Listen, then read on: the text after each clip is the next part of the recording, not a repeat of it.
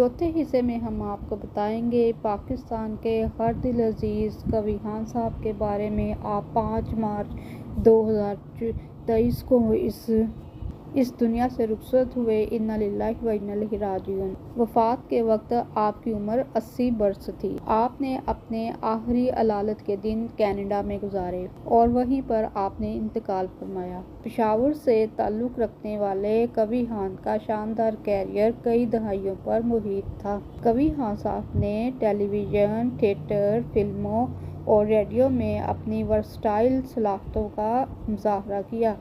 उनकी परफॉर्मेंस, जिसमें गालिब की शानदार तस्वीरकशी भी शामिल है, अवाम ने उन्हें हमेशा सराहा और उन्हें खूब दाद दी। कवि खान साहब ने हमेशा बहुत अच्छे और लाजवाब किरदार अदा किए। आपको इंडस्ट्री हमेशा याद रखेगी।